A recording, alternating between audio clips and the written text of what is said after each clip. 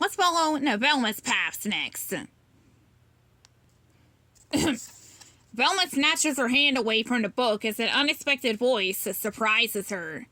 She turns around to see a tall man dressed in black with dark eyes and features as fine as a movie star's. Velma is stunned by his extreme good looks.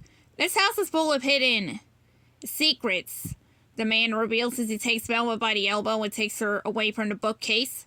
Oh, okay, Velma stammers as she lets him take her across the room. For some strange reason, her mind is in a fog, and she doesn't notice that the man is avoiding the sunlight streaming in through the windows. You're a studious-looking young thing. What's your name? The man asks. Velma. Velma replies obediently. I'm very pleased to meet you, Velma. My name is Lafitte. And the man says and kisses her hands. His lips are cold on her skin, but Velma feels a rush of warmth speed up her arm to her brain.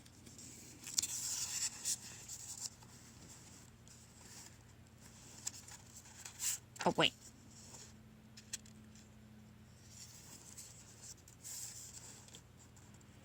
No, let's see.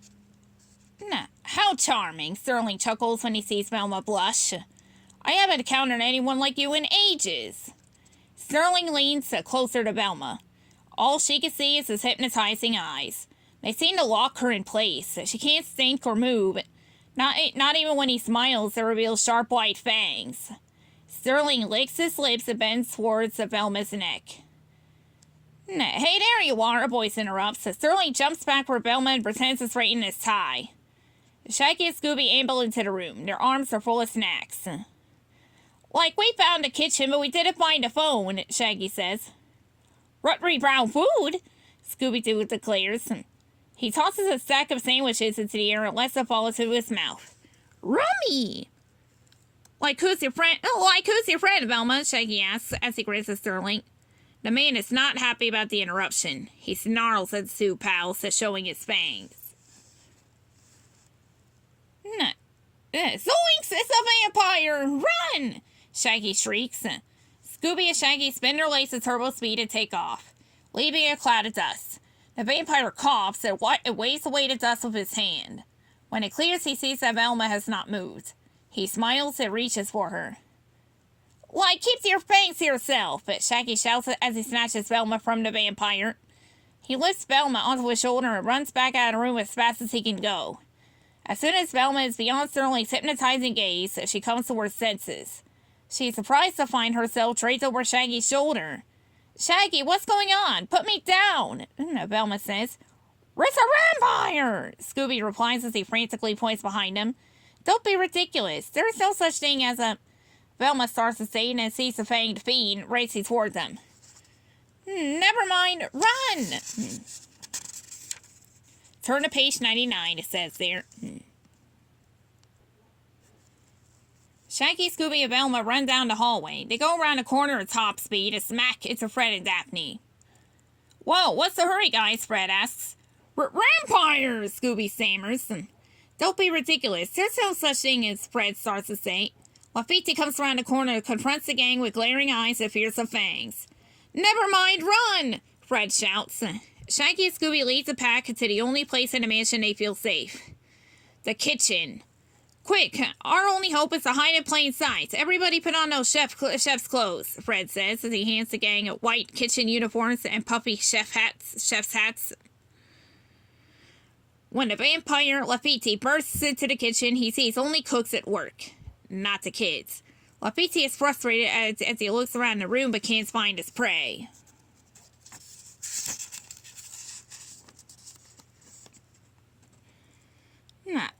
I got a plan to get rid of this guy, Fred whispers to Velma and Daphne. As soon as he tells them his scheme, they put it into action. Monsieur, welcome to my kitchen. You must be hungry, Fred says as he guides Sterling Lafitte to a table. Velma and Daphne spread a tablecloth and place silverware in a flurry. I've been thirsting for a good meal, Lafitte says as he sits down. Chef, Fred commands. He claps his hand at Chef Shaggy and Chef Scooby. Run to the table with plates piled high with garlic bread.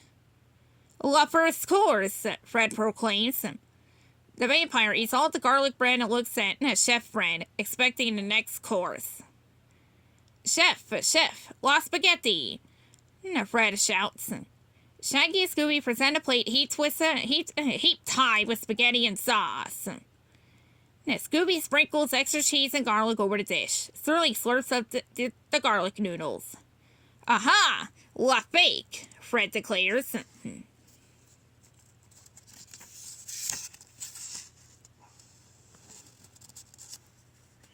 Scooby-Doo uses a spaghetti noodle like a lasso and pulls out Lafitte's fake vampire fangs. Real vampires don't eat garlic, Fred proclaims. You meddling kids, Lafitte complains. You ruined my perfect scheme. Let me guess, Velma says. You wanted the family mansion for yourself, or you were searching for a family treasure, Daphne suggests. What about an old Remy recipe? Scooby drools. No, I pretended to haunt the house as a vampire because I wanted a reality show. Sterling confesses. I was going to call it Vampire Mansion.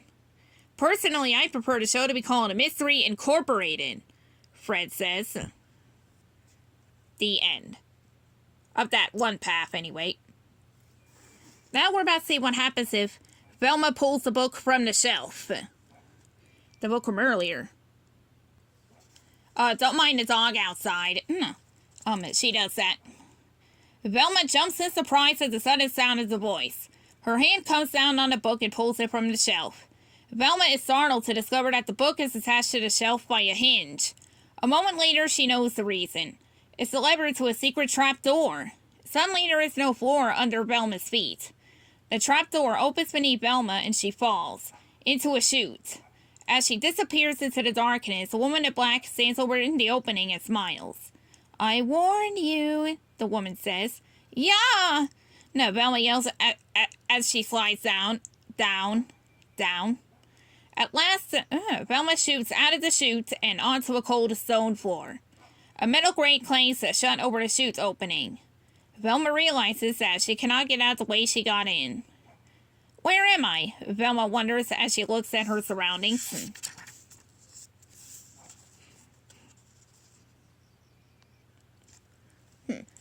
Velma soon sees that she is in a room made of stone. The wall, ceiling, and floor are all blocks of granite. In the middle of the chamber rests a huge coffin on a pedestal, also carved from stone. Velma searches all around the room, but she can't find the door. Oh great, I'm trapped in a family crypt, Velma groans. And if I don't find a way out of here, I'm going to end up like whoever's in that coffin. Velma goes over to the chute's opening and yells into the shaft. Hello? Is anyone up there? I've fallen down the chute and I can't get back up. Velma shouts. There is no reply. Velma goes back over to the stone coffin and reads the name carved into the side. Quentin Lafitte. Well, Mr. Lafitte, it looks like we're going to be spending some time together. Velma sighs. Turn to page 71. Yep, I'm paying him a little more attention this time. Velma sits down on the floor of the crypt and leans her back against the coffin's pedestal. She takes off her glasses and wipes the stone dust from the lenses. I've got to find a way out of this creepy crypt. Think, Velma, Velma tells herself. Suddenly, Velma sees a blur in front of her. She's not wearing her glasses, so she has no idea what it is.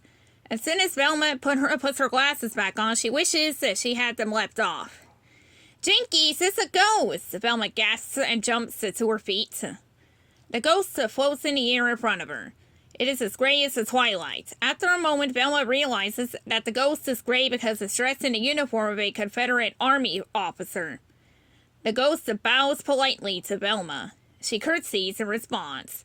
The ghost smiles and points to the coffin. You're Quentin Lafitte! Velma gasps. The ghost bows again to show Velma that she is correct. Then he motions for her to follow him as he floats over to the wall. He points at a small, rough stone in the smooth surface.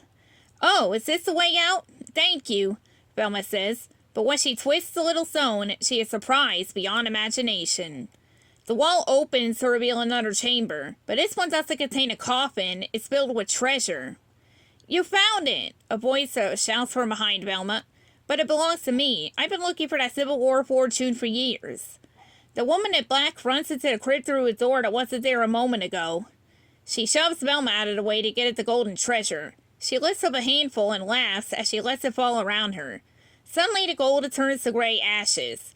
Velma is astonished as the wall closes, trapping the woman and the ghost inside. The treasure is lost as soon as it's found. Velma stumbles back against the stone coffin. Hey, Velma, what are you doing down here? No, see, down in this creepy old place. Shaggy asks us. Yeah, that's right. Shaggy asks as Scooby, wander into the other chamber. Am I glad to see you guys? Velma shouts and hugs her friends. Whoa, watch out for the snacks. Shaggy says he lifts an armload of sandwiches. Suddenly, the ghost of Quentin Lafitte walks through the wall. Shaggy and Scooby shriek and run. Now, Velma turns to face the spooky specter. Where's the lady in black? Velma asks. The ghost points to the blank wall. The little trigger stone is not visible anymore. I get it. She wanted the treasure and now she has it. Forever. Velma concludes as a chill goes down her spine. The ghost bows and disappears. Ooh, I know I should just keep looking for a phone and ignore that strange sound, but I want to know what it is. Daphne says, unable to contain her curiosity. She turns away from the door and starts to walk down the hall. The farther down the hallway she walks, the louder the sound becomes. At last, Daphne recognizes it as the chime of crystal drinking glasses, clinking together. Then she hears people laughing. Someone's having a party, Daphne realizes. Excited, she hurries forward. Daphne comes to a pair of tall double doors. The doors are closed, but Daphne can clearly hear the sounds of people having a good time. She decides to peek inside at the festivities. Daphne opens one of the doors just a crack and puts her eye to the small opening. What she sees makes her gasp. Daphne gazes in awe at a beautiful ballroom. Ladies and gentlemen dressed in antique attire dance around the room to a waltz.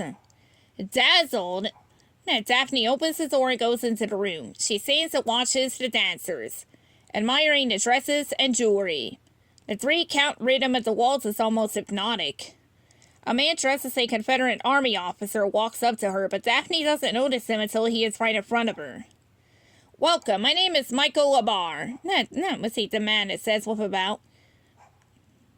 He takes Daphne's hand and kisses it. Please join us. The moment Michael touches her hand, Daphne is transformed. Suddenly, she wears a silk gown and diamonds. Michael sweeps her onto the dance floor. As they spin, Daphne begins to feel dizzy. She wonders if she's dreaming when Michael bears a vampire face and bends towards her neck. If this is a dream, I want to wake up, Daphne moans.